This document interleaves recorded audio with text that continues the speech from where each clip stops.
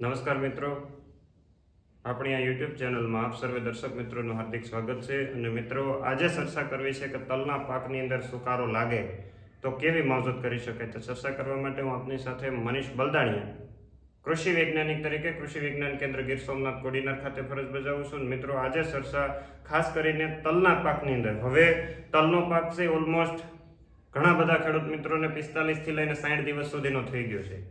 હવે આ સમય એવો સમય છે કે જેની અંદર રૂટ રોડ એટલે કે મૂળનો સુકારો આવી શકે, અથવા સ્ટેમ રોડ કે જે ગળાના ભાગનો સુકારો આવી શકે. છોડ હોય તો એનું મૂળ, આ છોડ છે, આ એનું જમીનમાં આ એના મૂળ છે, તો અહીંના ભાગે જે સુકારો આવી શકે ગળાના ભાગે, તો એ ગળું છે ખાસ કરીને કાળું થઈ જાય, આવી પરિસ્થિતિનું નિર્માણ થતું હોય. તો આ સમયે તમે છે એ કઈ દવાનો ઉપયોગ કરી શકો, અથવા તો કેવા ટેકનિકલોથી આપણે છે આપણા તલને હવે બચાવી શકે. જે રીતના પાણીની ખેંચ, ગરમીનું પ્રમાણ વધશે, ઉપરાંત સાથે સાથે બૈઢાનું પ્રમાણ વધે, ત્યારે એવું થાય કે તલને છે વધારે પોષક તત્વોની જરૂરિયાત પડે. આ વધારે પડતા પોષક તત્વોની જ્યારે જરૂરિયાત પડે ત્યારે આપણે શું કરવું જોઈએ? તો કે ભાઈ વધારાના પોષક તત્વો ઉપરથી છંટકાવ કરવા જોઈએ. કયા? તો કે 052-34 નો છંટકાવ કરી શકાય, માઇક્રોન્યુટ્રિયન્ટ ગ્રેડ 4 નો છંટકાવ કરી શકાય. આ છંટકાવ માટેની વાત થઈ.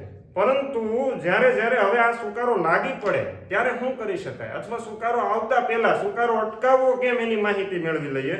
તો મિત્રો, સુકારો અટકાવવા માટે તમે પાણી સાથે કોપર ઓક્ઝીક્લોરાઇડ એ 10 લીટર પાણીની અંદર 50 ગ્રામ નાખી અને પાણી સાથે પાઈ શકો. એટલે કે 1 વીઘો 16 ગુઠાના વીઘામાં તમે 5 વખત આ રીતના કરી શકો, તો એ પણ તમને ફાયદો થશે. એ સિવાય તમે થાયોફિનેટ મિથાઇલ જે આવે છે અંદર, એ પણ તમે પાણી સાથે પાઈ શકો. આ બંને આગોતરા પગલાની વાત થઈ. સાથે સાથે સલ્ફર, જે લોકો સલ્ફર અથવા ખાટી છાશ, ખાસ કરીને ખાટી છાશ ખૂબ સારું રિઝલ્ટ આપે છે. સલ્ફર 80% જે આવે છે એ એક પંપની અંદર, એટલે કે 10 લીટર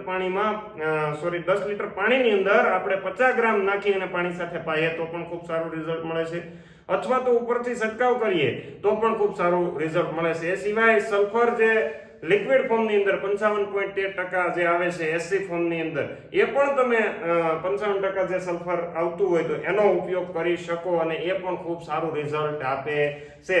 હવે આ વાત હતી આગોતરા પગલાની. હવે તમારે સુકારો આવી ગયો તો તમે કઈ દવાનો ઉપયોગ કરી શકો? તો તમે પાયરેક્લોસ્ટ્રોબિન અને મેટીરામ માર્કેટની અંદર 5% પાયરેક્લોસ્ટ્રોબિન અને 55% મેટીરામ WG ફોર્મની અંદર આવે છે, એનો પણ તમે ઉપયોગ 25 થી 30 ગ્રામ એક પંપની અંદર નાખીને અમારા ખેડૂત મિત્રોને જે રિઝલ્ટ મળ્યા છે તો એ પણ ખૂબ સારું પરિણામ આપે છે. એ સિવાય તમે ટેબ્યુકોનાઝોલ અને ટ્રાઇફ્લોક્ઝાસ્ટ્રોબિન કરીને જે આવે છે, ટેબ્યુકોનાઝોલ 50% અને ટ્રાઇફ્લોક્ઝાસ્ટ્રોબિન 25% WG ફોર્મની અંદર, એટલે કે દાણાદાર ગ્રેન્યુલ ફોર્મની અંદર જે આ દવા આવે છે WG ફોર્મ્યુલેશનની અંદર, 12 ગ્રામ એક પંપની અંદર નાખીને છંટકાવ કરવાથી પણ ખૂબ સારું પરિણામ મળે છે. કયા નામે મળે એ થોડુંક આપણે લખવાનો પ્રયત્ન કરશું, છતાં પણ ન લખી શકીએ તો રંજ નહીં રાખતા. દવા ટેકનિકલ જ્યારે લેવા જાવ ત્યારે સ્ટાન્ડર્ડ કંપનીના ખરીદવાના છે, યાદ રાખજો. કોઈ પણ દવા ખરીદો તો ચીલા ચાલુ કે હલકી ફુલકી કંપનીના નહીં, પણ સ્ટાન્ડર્ડ કંપનીના ખરીદવાના છે. એ સિવાય સાયમોક્ઝિન અને મેન્કોઝેબ કરીને આવે છે, એ પણ તમે 30 થી 35 ગ્રામ એક પંપની અંદર નાખી અને છંટકાવ કરો તો પણ ખૂબ સારા રિઝલ્ટ મળે છે.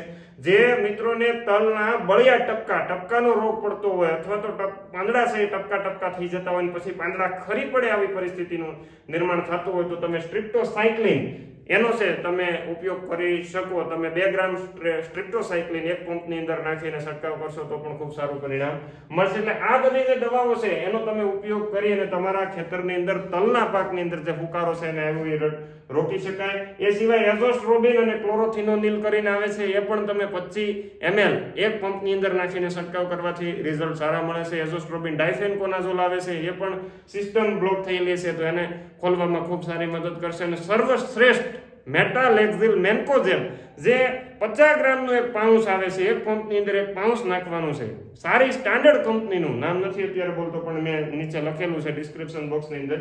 તો મેટાલેક્ઝિલ મેન્કોઝેબ ગમે એવી સિસ્ટમ બ્લોક હશે તો એ પણ ખૂબ સારું રિઝલ્ટ આપે છે. પણ તમે કેવા સમયે એનો ઉપયોગ કરો છો એ તમારા માટે ખૂબ ઉપયોગી છે. એટલે ખાસ કરીને આ જે દવાઓ તમને અહીંયા ખાસ કરીને આપણે 8 દવાઓના નામ લખ્યા, એમાંથી તમે કોઈ પણ એક દવાનો છંટકાવ કરો, એના છતાં પણ સુકારો ન જાય તો અમુક સમયગાળા એટલે 5-7 દિવસ રહે. અને બીજું સુકારો આવવાનું પહેલું કારણ ક્યારાની લંબાઈ વધારે હોય, ભેજ ગ્રહણ શક્તિ જમીનની વધારે હોય, દેશી ખાતર નાખેલું હોય એટલે ભેજ સૌથી વધારે પકડાઈ રહે. તો એના માટે છે ને પાણી થોડું ખેંચ્યું રાખવાનું છે, ક્યારા ટૂંકા કરી દેવાના છે. આ પણ મોટો ફાયદો થશે. ખાલી દવાથી જ નિયંત્રણ કરી શકાય એવું નથી, દવા વગર પણ નિયંત્રણ થઈ શકે છે. બીજી વાત, ફૂગનાશક દવાનો છંટકાવ કરીએ ત્યારે ભેગું માઇક્રોન્યુટ્રિયન્ટ કે કોઈ પણ એનપીકે 20 આવતા હોય, 19 આવતા હોય, 25 આવતા હોય, એક ભેગા કરવાના નથી. એટલે ગુજરાતી ભાષામાં ખાતર અને ફૂગનાશક દવા ભેગી કરીને છંટકાવ કરી શકાય નહીં. એટલે પાછા ફોન કરવા નહીં, સાહેબ આની યારે કરી દઈ તો વાંધો હું. એટલે અમુક ભલામણા તો અમુક તો સાંટતા ફોન કરે કે આ ભેગું કરાય, તો કે હું તો સાંટું છું, આમાં કઈ થયું તો નહીં. પણ એનો રિઝલ્ટ આનો 50% કરતા વધારે પ્રમાણની અંદર ઘટી જાય. તમે આ 12 ગ્રામ નાખ્યું હોય ને, એ 25 ગ્રામ નાખો ત્યારે રિઝલ્ટ મળે. તો ખોટો ખર્ચો મારે લીધો તમારે, તો આવું ન કરવું જોઈએ. એના માટે થઈ આની સાથે તમે ગ્રોથ હોર્મોન નાખી શકો, વર્ધક નાખી શકો, તમે જંતુનાશક નાખી શકો, પણ ખાતર નાખી શકો નહીં. એટલે આટલી માહિતી તમારા સુધી પહોંચાડવાની હતી. વધારે માહિતી માટે અમારો કોન્ટેક્ટ નંબર અમે ડિસ્ક્રિપ્શન બોક્સની અંદર લખ્યો હોય, અથવા તો અમારો કોન્ટેક્ટ નંબર તમારી પાસે હોય તો તમે અમારો કોન્ટેક્ટ કરી શકો. કોન્ટેક્ટ કરતી વખતે ખાસ યાદ રાખવાનું છે, ઘડિયાળમાં જોઈ લેવાનું છે સમય શું થયો. 9 થી 12:30 થયા, હા તો કરી શકાય. 2:30 થી 6 વાગ્યા, હા તો કરી શકાય. એ પછી સમય મર્યાદાની બહાર જતું હોય તો ઘણીવાર અમને પણ ઘણી નુકસાની થતી હોય છે, ઘણા પ્રોબ્લેમ થતા હોય છે. આ ઉપરાંત જોઈએ તો ક્યારેક ઉપરા સાપરી રીંગો નથી મારવાની, કારણ કે અમે પણ અમારા કામની અંદર ખોવાયેલા હોઈએ છીએ. આટલી માહિતી આપના સુધી પહોંચાડવાની હતી. અસ્તુ, જય હિન્દ, ભારત માતા કી જય.